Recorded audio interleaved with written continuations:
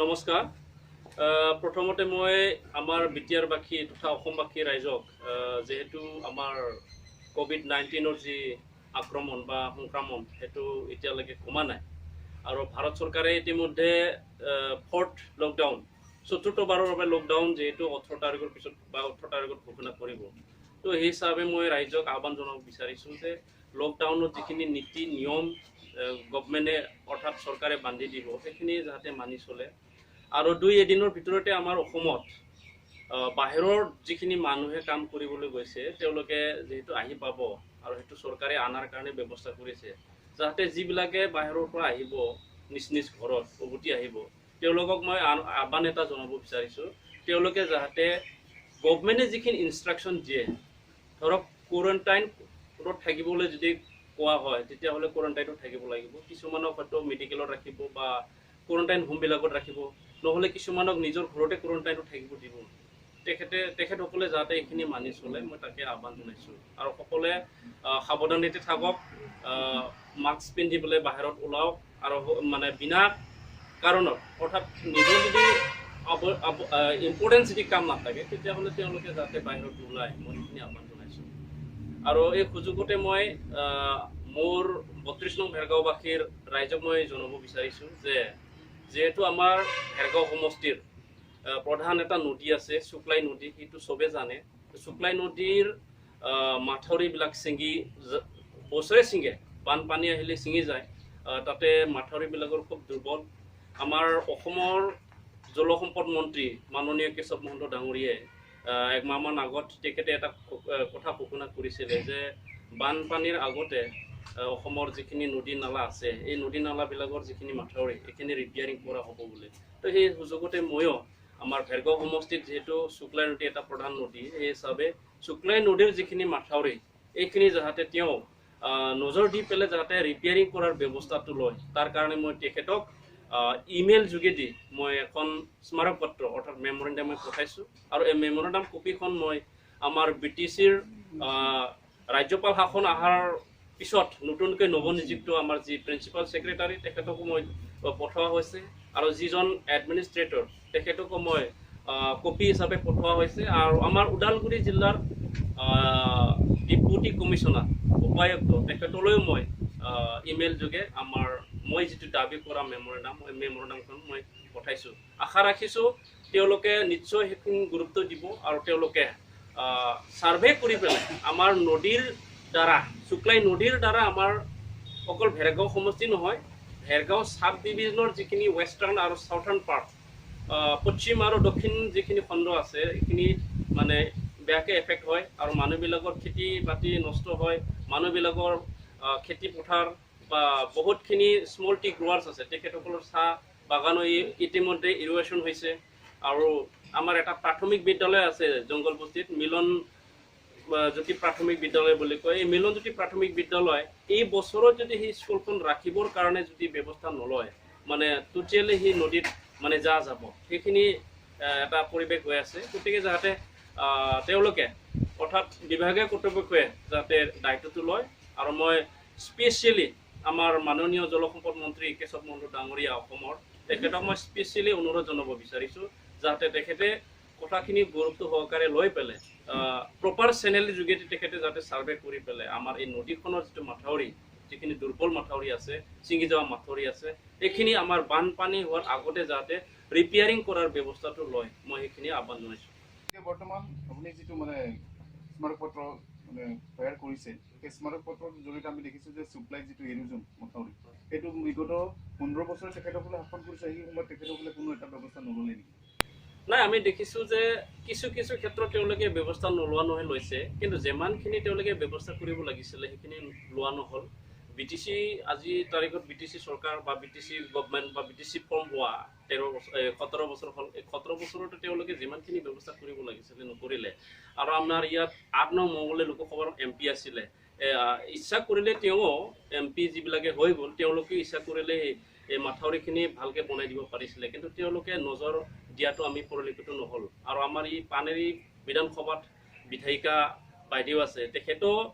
ইচ্ছা কৰিলে এইখিনি যিখিনি মাথাউৰি ছিগি যোৱা বা যিখিনি দুৰ্বল মাথাউৰি এইখিনি ৰিপেয়াৰিং কৰাত তেখেতে মানে পদক্ষেপ ল'ব পাৰিছিলে, কিন্তু পদক্ষেপ লোৱা চেষ্টা কৰিছিল যদিও কিছুমান কামটো কৰিছে, কিন্তু কিছুমান কামটো কি হ'ল মানে কিছুমান কামটো ঠিকা ভিত্তিত দিয়াৰ বাবে বা ঠিকাদাৰে কিছুমানটো গাফিলতিৰ কাৰণে কিছুমান কামবিলাক নহ'ল। আৰু সেইটো যিটো মই দেখিছোঁ সেইটোত খুব এটা ভাল প্ৰজেক্টৰ প্ৰয়োজন আছে, মানে সৰু সুৰা MLA ফানে হওক বা ক'ৰবাত MP ফানে হওক বা সৰু সুৰা এটা আঁচনিৰ দ্বাৰা সেইটো নদীৰ যিখিনি গৰাখহনীয়াই হওক বা মাথাউৰি হওক সেইটো ৰোধ কৰিব পাৰে বুলি মই বিশ্বাস কৰা নাই বা দেখা পোৱা নাই। তো ইয়াৰ কাৰণে এটা ডাঙৰ আঁচনিৰ প্ৰয়োজন হ'ব, আৰু সেইটো চেণ্ট্ৰেলি যিটো চেণ্ট্ৰেল গভৰ্ণমেণ্টৰ যিটো ৱাটাৰ ৰিচোৰ্চ ডিপাৰ্টমেণ্ট আছে, যাতে এই ৱাটাৰ ৰিচোৰ্চ ডিপাৰ্টমেণ্টৰ দ্বাৰা সেইটো ছাৰ্ভে কৰাই পেলাই যাতে ভালকৈ ব্যৱস্থা লয়, মই তাকেই অনুৰোধ জনাইছোঁ। লগতে মানে বিধায়িকা কমলী বসুমতাৰ নেতৃত্বত আৰু আমাৰ যিখিনি 32 নং পৰিষদীয় সমষ্টিৰ যি প্ৰাক্তন MCLA আছিলে তেখেতসকলে কিন্তু এটা তাত কি কৈছে মথাউৰি ইৰোজনৰ কাৰণে কিন্তু লাখ টকীয়া এটা শিলৰ এটা কিবা কৰিছিলে, সেইটো মানে কৰিছিলে, সেইটো কাম হোৱা নাই নেকি? নাই, সেইটো যিটো মই দেখিছোঁ ছাৰ্ভে কৰি পেলাই দেখিছোঁ, স্পটত গৈ পেলাই মই যিটো দেখিছোঁ তেওঁলোকে কিমান লাখ টকীয়াৰ আঁচনি দিছিল মই সেইটো নাজানো, কিন্তু যিমানখিনি কাম হ'ব লাগিছিল মই সেইটো কামটো হোৱা নাই বুলি ক'ব পাৰোঁ। কাৰণ মই নদীৰ কাষৰ গাঁৱৰ মোৰ নদীৰ লগতে মই চিনাকি, সৰুৰ পৰা মই নদীৰ দিশটো মই চিনি পাওঁ, নদীৰ কিমান স্পীড বা নদীৰ পানী আহিলে কি ধৰণৰ বিপদ আনে সেইখিনি মই জানো। আৰু সেই হিচাপে যিখিনি বৰ্ডাৰ ফেন্সিং বা ঠিক তেনেধৰণৰ মাথাউৰি তেওঁলোকে ৰিপেয়াৰিং কৰাৰ নামত যিখিনি কৰিছে সেইটো কিন্তু চাফিচিয়েণ্ট নহয়। সেইটো মানে এবাৰ বানপানী আহিলে বা পানী বাঢ়িলে এইখিনি চব মানে উঠাই লৈ যাব পাৰিব যদি নদীৰ যিটো কাৰেণ্ট সেইটো দেখিছোঁ। তেখেতসকলে মানে ইঞ্জিনিয়াৰবিলাকে তাত মানে অধ্যয়ন কৰা নেকি পানীৰ যিটো ফুট সেইটো তেওঁলোকে অধ্যয়ন নকৰাকৈ সেই মাথাউৰিবোৰ দিছে নেকি? এনেকুৱাই ধৰণৰ, কাৰণ সেই নদীটো বুজিবৰ কাৰণে নদীৰ মহিমাটো বুজিবৰ কাৰণে অনেক টেকনিকেলি চালেও নহ'ব। ইয়াত নদীৰ মহিমা বা নদীৰ হিষ্টৰীখিনি যদি জানিব লাগে, ইয়াত যিখিনি বসবাস কৰা মানুহ আছে, চিনিয়ৰ মানুহ আছে বা ইয়াত লগত লাগি থকা যিখিনি